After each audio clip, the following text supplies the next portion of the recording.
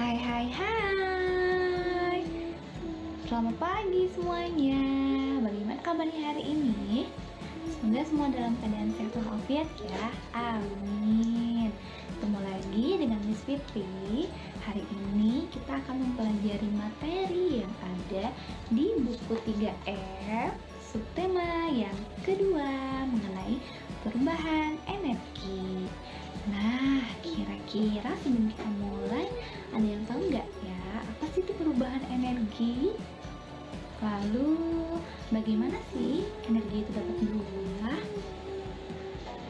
Nah, kira-kira ada yang tahu tidak bagaimana sih proses perubahan energi tersebut? Nah, kalau gitu, kita bahas bersama-sama ya materinya. Selamat menyimak. Hari ini kita akan mempelajari materi yang ada di buku 3F, subtema 2, mengenai perubahan energi. Apa saja yang akan kita pelajari hari ini? Yang pertama adalah menggunakan kosakata tentang perubahan energi, melakukan gerak kuat dan lemah dalam tarian, dan menjelaskan kewajiban dalam memanfaatkan energi. Perubahan energi itu apa ya? Ya, perubahan energi adalah berubahnya suatu bentuk energi ke bentuk yang lain. Mengenai energi, kita seringkali mendengar sebuah pernyataan yang terkenal dengan nama hukum kekekalan energi. Bagaimana sih bunyi dari hukum kekekalan energi tersebut? Energi tidak dapat dihilangkan atau diciptakan, tetapi energi dapat diubah dari bentuk energi satu ke bentuk energi yang lain. Jadi, kenapa dikatakan hukum kekekalan energi? Karena memang energi ini tidak dapat dihilangkan. Tidak ada yang bisa menghilangkan energi, dan tidak ada yang bisa menciptakan energi. Tapi energi yang sudah ada saat ini bisa kita ubah dari bentuk yang satu ke bentuk energi yang lain. Seperti apa? Nah, sebelum kita membahas bagaimana perubahan energi yang satu menjadi energi yang lain, sekarang kita cek dulu.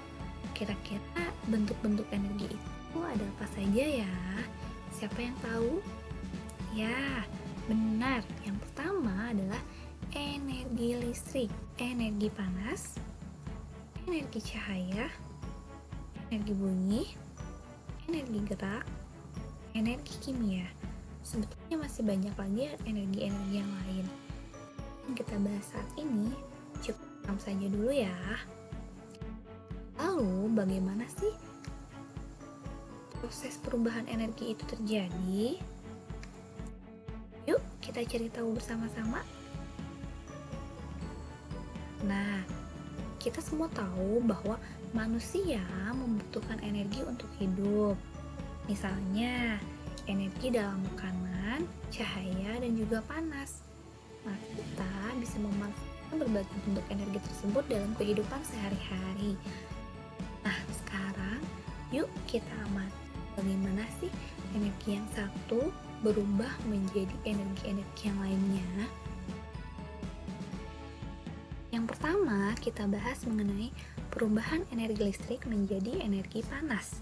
Contohnya pada kompor listrik, kemudian setrika listrik, pemanggang roti, ketel atau alat untuk memanaskan air, dan kemudian alat untuk menanak nasi. Nah, dari semua alat-alat ini, di dalamnya terdapat bahan terbuat dari bahan penghantar panas. Jadinya, ketika peralatan ini dialiri oleh listrik, maka bahan-bahan tersebut suhunya akan naik, sehingga bisa memanaskan peralatan tersebut. Yang berikutnya adalah energi listrik menjadi energi bunyi. Contohnya, ada radio, telepon genggam, dan juga televisi. Jika peralatan elektronik ini dialiri oleh listrik, maka nanti akan menghasilkan energi bunyi. Selanjutnya, perubahan energi listrik menjadi energi gerak.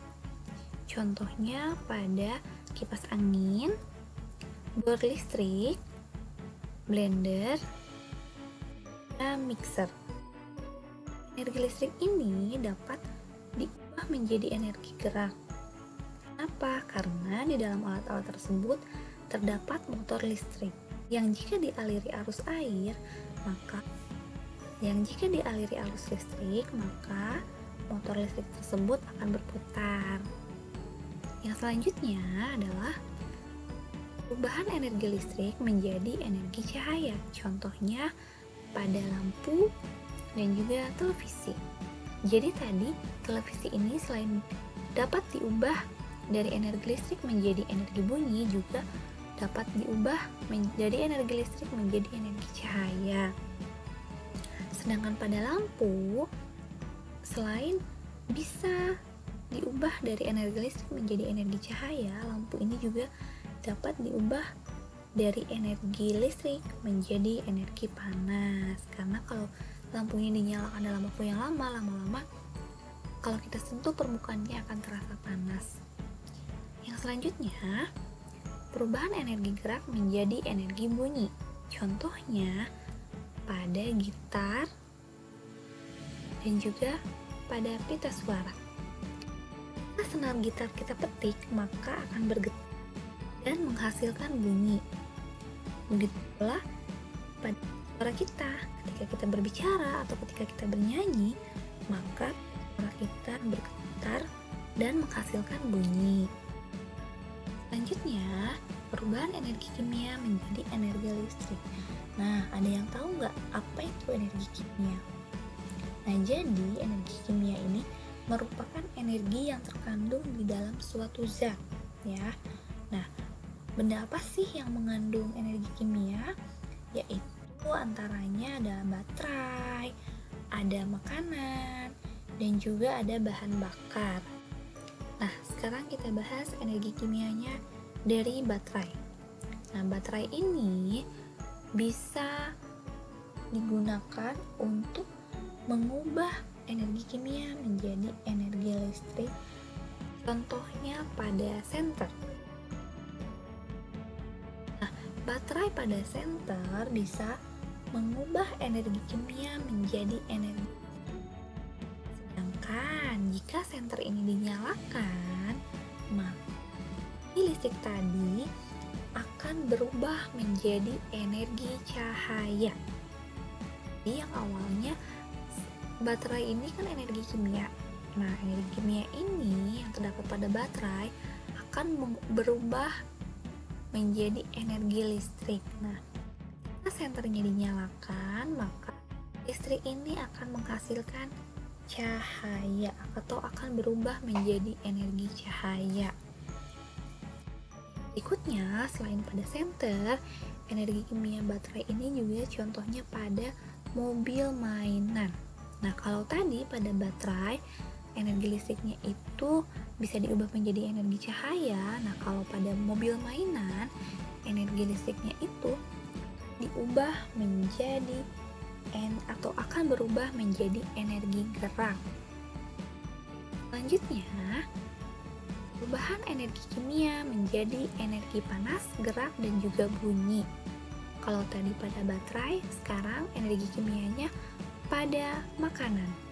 Nah, makanan yang kita konsumsi ketika sudah diolah atau sudah diproses oleh tubuh, maka nantinya akan menghasilkan di antaranya energi panas, energi gerak, dan juga energi bunyi. Energi panas itu digunakan untuk menghangatkan tubuh kita. Kemudian makanan itu nanti bisa menjadi energi agar kita bisa beraktivitas setiap harinya. Dan juga energi kimia yang terdapat dalam makanan itu akan membantu kita menghasilkan bunyi atau suara ketika kita berbicara ataupun nyanyi. Dan yang terakhir, perubahan energi kimia yang terjadi pada bahan bakar. Bahan bakar ini nantinya akan mengubah energi listrik pada kendaraan bermotor menjadi energi gerak. Nah, bagaimana teman-teman? Sampai sini sudah paham ya bagaimana proses perubahan energi dari bentuk yang satu ke bentuk lainnya. Oke. Hebat. Nah, sekarang kita akan beralih ke materi selanjutnya, itu mengenai kewajiban memanfaatkan energi. Nah, kita semua juga sudah tahu bahwa energi ini merupakan karunia Tuhan bagi kelangsungan hidup manusia. Energi digunakan manusia untuk melakukan berbagai aktivitas sehari-hari. Energi yang kita miliki harus digunakan sebaik mungkin. Gunakan untuk hal yang bermanfaat bagi orang lain. Nah, sekarang tahu nggak kira-kira energi apa saja ya yang bermanfaat bagi orang lain? Ya, benar. Yang pertama adalah ketika kita belajar bersama dengan teman-teman. Nah, maka energi yang kita dapatkan bisa kita gunakan untuk saling berbagi ilmu dengan teman-teman kita. Nah, selanjutnya, energi tersebut juga bisa bermanfaat jika kita melakukan kerja bakti. Nah, ketika bekerja bakti, maka energi yang kita miliki dapat kita gunakan untuk membuat lingkungan tempat tinggal kita menjadi lebih nyaman, menjadi lebih indah, dan juga akan tercipta kerukunan karena kita semua bersatu melakukan satu kegiatan dalam mencapai tujuan yang sama. Selanjutnya, energi juga akan bermanfaat jika kita bekerja. Nah, pekerjaan itu kan ada bermacam-macam ya. Ada sebagai pemadam kebakaran, dokter, chef, polisi, dan lain sebagainya. Tentunya pekerjaan yang kita lakukan itu bermanfaat juga untuk orang lain. Nah, selanjutnya adalah jika energi itu akan bermanfaat jika kita bisa membantu orang tua di rumah, bisa bantu rapi-rapi rumah, menyapu, mengepel, atau peralatan rumah, atau misalnya ikut mencuci bersama, menjemur, dan lain sebagainya. Nah, jadi harus bisa memanfaatkan energi yang kita miliki untuk hal-hal yang bermanfaat bagi orang lain. Sampai sini ada pertanyaan? Oke, good job. Kita lanjut ya. Selanjutnya, kira-kira kalian masih ingat gak sih mengenai gerak tarian? Dalam gerak tarian itu ada gerak kuat dan juga ada gerak lemah ya. Lebih mengingatkan kita pada materi tersebut, kita simak video berikut yuk.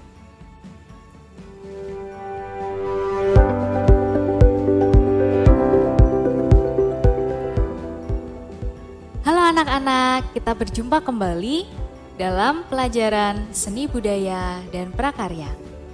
Hari ini kita akan belajar tentang gerak kuat dan gerak lemah dalam tari. Nah, biasanya kalau menari, bagian tubuh mana ya yang bergerak?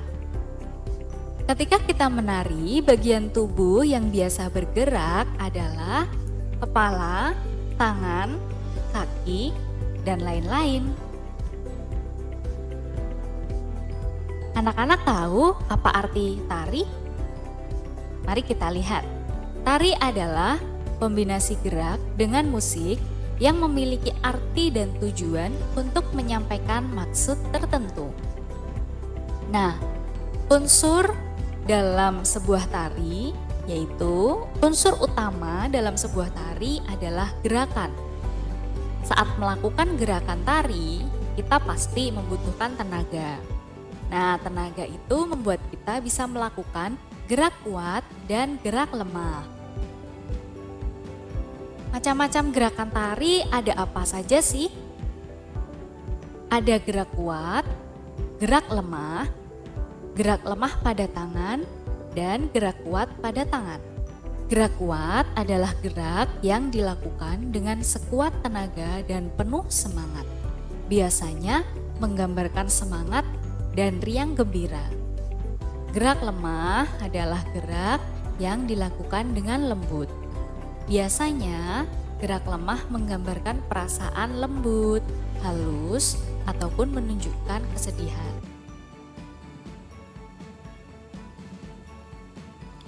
Nah, sekarang sudah ingat kan? Apa sih itu gerakan kuat dan gerakan lemah? Oke, hebat. Selanjutnya, kalian bisa melakukan gerakan tari. Nah, di sini ada sebuah gerakan yang merupakan gerak dari tari Jepan Rentak yang berasal dari Kalimantan Timur. Nanti kalian bisa gerakan tersebut ya.